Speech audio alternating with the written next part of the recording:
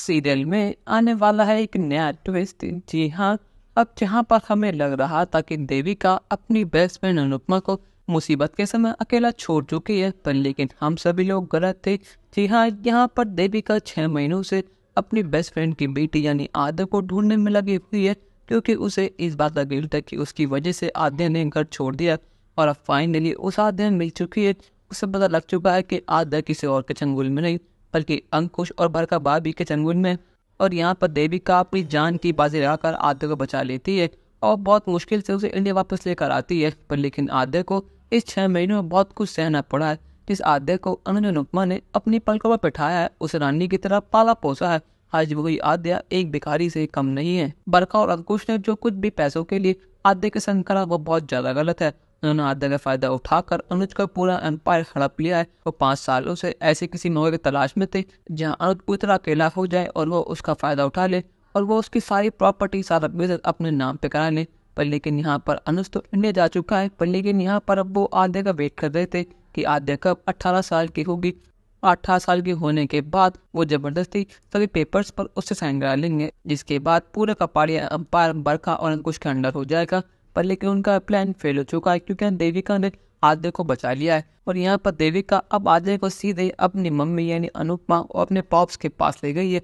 यहाँ पर जैसे ही वो दोनों आशा भवन में पहुंचते हैं तो अनुपमा जैसे ही अपनी आंखों के सामने अपनी बेटी को इस हाल में देखती है तो उसको यकीन नहीं होता कि उसकी बेटी की हाल हो चुकी है। अनुपमा को यकीन था कि उसकी बेटी जिंदा है, पर लेकिन अच्छी हालत में नहीं है और उसका शक बिल्कुल सही था। पर लेकिन यहाँ पर इन 6 महीनों में आद्या को ये समझ आ चुका है कि एक माँ का प्यार क्या होता है और एक माँ की अहमियत क्या होती है।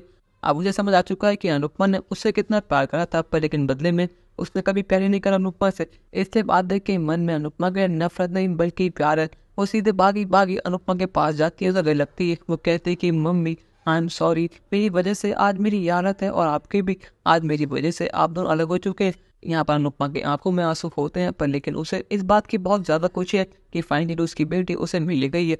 यहाँ पर अनुपमा बहुत तेज चिल्लाती है और कहती है कि अनुज जल्दी आइए, अनुज जल्दी आइए, हमारी बेटी घर आ गई है। और यहाँ पर अनुज भी अपनी बेटी का नाम सुनते हैं भागा भागा आता है। पर लेकिन जब वो देखता है कि उसकी बेटी उसका आंखों के सामने, तो उसको यकीन नहीं होता। उसको लगता है कि वो एक सपना देख रहा है।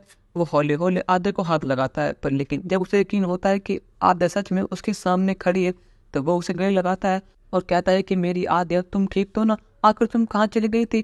तुम्हें पता है तुम्हारे बिना तुम्हारे पॉप्स की हालत हो गई है।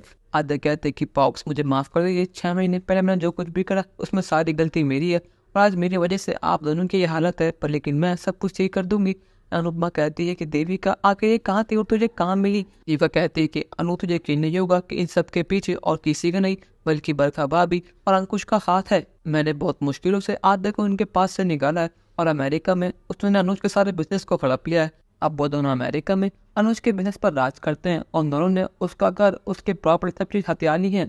अब यहाँ पर अनुज का परिवार फिर से एक बार पूरा हो चुका है, तो अनुज अब पूरी तरह ठीक हो चुका है। लेकिन जब अनुज सुनता है कि उसके बेटे का हाल और किसी ने बल्कि बरखा भाभी और अंकुश भाई ने करा है, तो अनुज अपने पुराने रूप में आता है और कहता है कि देविका तुम फिक्र मत करो, जो कुछ भी मेरे बेटे के साथ हुआ है उसके केके से मैं अंकुश भैया और बरखा भाभी को जरूर दूंगा। और यहाँ पर वो कहता है कि अनु तुम फिक्र मत करना। अब अनुज का पाले ने बताया कि उन्होंने कितनी बड़ी गलती कर दी है मेरे बेटे का इस्तेमाल करके। पर लेकिन यहाँ पर देविका ने साबित कर दिया है कि वह अनुपमा की एक सच्ची दोस्त है जो उसका साथ कभी नहीं छोड़ेगी। कहानी में नया ट्विस्ट आपको कैसा लगा हमें कमेंट में जरूर बताइएगा और चैनल को अब तक नहीं किया सब्सक्राइब तो कर लीजिए। धन्यवाद।